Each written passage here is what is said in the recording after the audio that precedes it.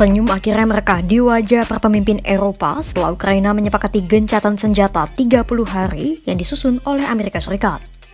Leganya lagi, Amerika Serikat juga kembali membuka keran aliran bantuan militer dan pertukaran informasi intelijen untuk Ukraina. Seperti perjanjian awal, bantuan militer dan pertukaran informasi intelijen hanya akan kembali tersalur jika Ukraina menyepakati gencatan senjata. Meski demikian, Eropa memilih untuk tak terjebak di zona nyaman dan tetap membentuk rencana preventif apabila Presiden Donald Trump kembali melakukan tekanan serupa. Eropa berdikari tanpa bergantung pada kekuatan pertahanan Amerika Serikat. Kira-kira bagaimana bentuk kelegaan para pemimpin Eropa dan apa yang akan dilakukan ke depannya?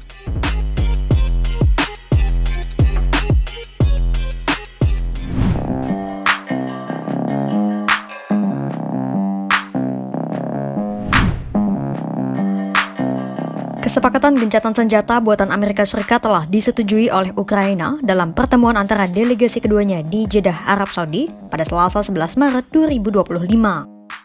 Namun, tak ada Presiden Ukraina Volodymyr Zelensky dalam pertemuan itu. Delegasi Ukraina diwakilkan oleh Kepala Staf Presiden Ukraina, Andriy Yermak, Menteri Luar Negeri Andriy Sybiha, dan Wakil Kepala Staf Presiden Ukraina, Pavlo Palisa. Sementara, delegasi Amerika Serikat diwakilkan oleh Menteri Luar Negeri Marco Rubio dan Penasihat Keamanan Nasional Mike Waltz. Ini adalah pertemuan krusial untuk memperbaiki keretakan hubungan antara Amerika Serikat dan Ukraina setelah ledakan emosi di Gedung Putih pada Jumat 28 Februari 2025. Sebuah pertikaian yang berujung penangguhan bantuan militer dan pertukaran informasi intelijen. Bantuan dan informasi intelijen baru akan dicairkan jika Ukraina mau menerima kesepakatan gencatan senjata yang dibuat Amerika Serikat.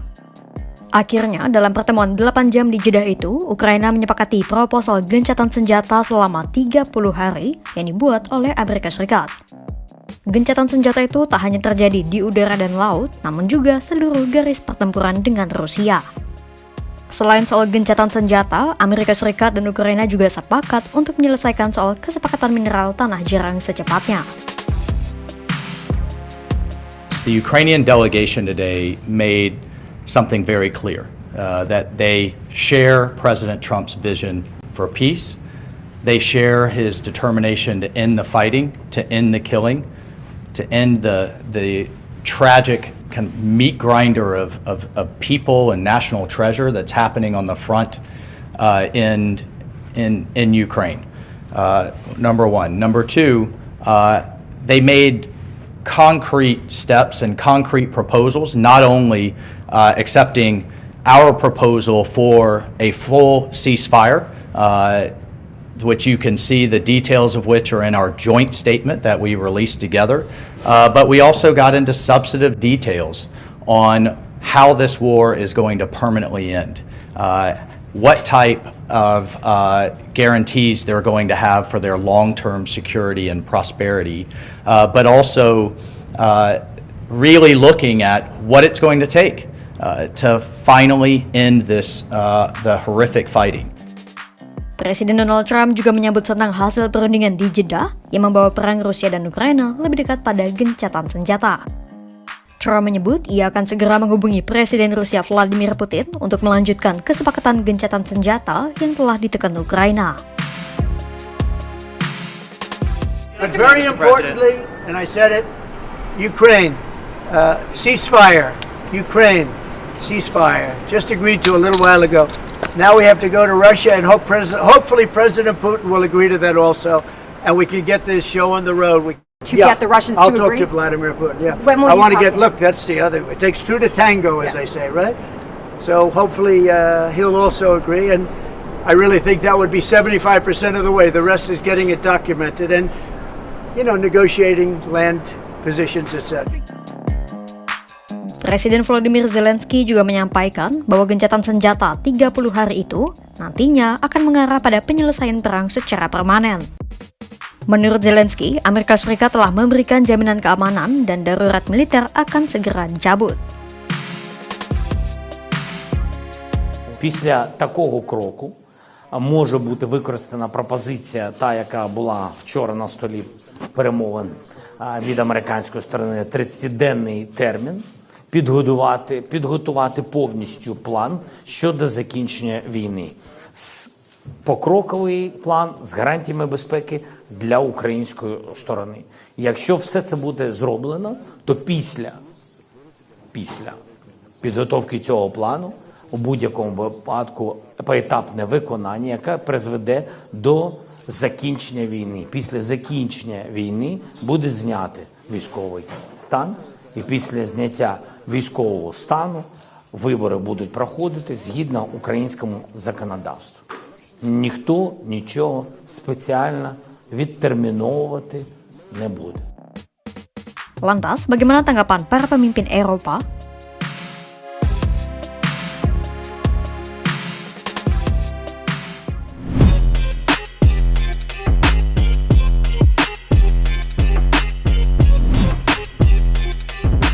Sama seperti Trump, para pemimpin Eropa menyambut baik disetujuinya kesepakatan gencatan senjata buatan Amerika Serikat oleh Ukraina.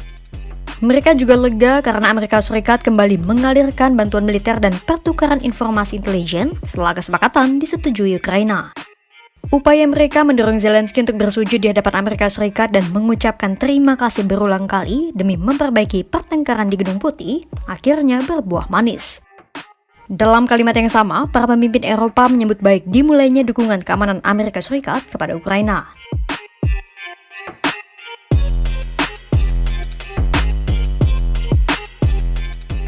Para pemimpin Eropa juga menegaskan keinginan mereka untuk dilibatkan dalam perundingan kesepakatan perdamaian selanjutnya.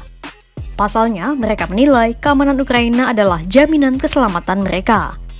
Namun, para pemimpin Eropa tak mau terlena pada zona nyaman dan mulai bergerak untuk mempersiapkan kemungkinan terburuk jika Trump kembali menarik bantuan Amerika Serikat.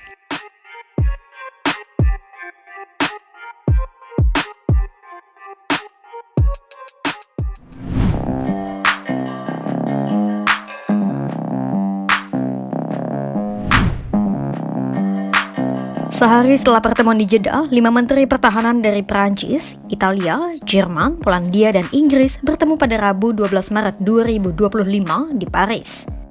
Sehari sebelumnya, lebih dari 30 panglima militer juga telah bertemu di Paris.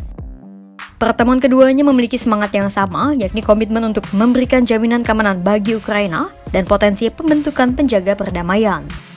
Di satu sisi, Eropa tahu rencana mereka baru bisa berjalan jika Amerika Serikat ikut memberi dukungan.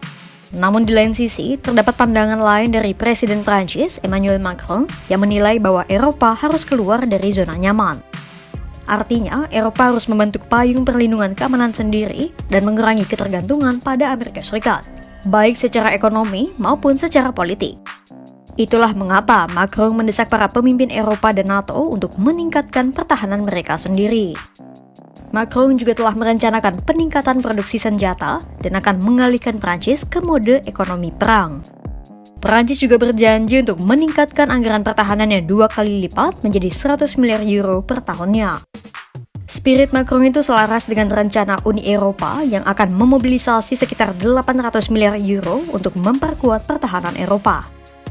Turkiye yang memiliki angkatan darat terbesar kedua di NATO dan menjadi pemain kunci juga menunjukkan sinyal bahwa negara mereka siap untuk memainkan strategi peningkatan pertahanan Eropa.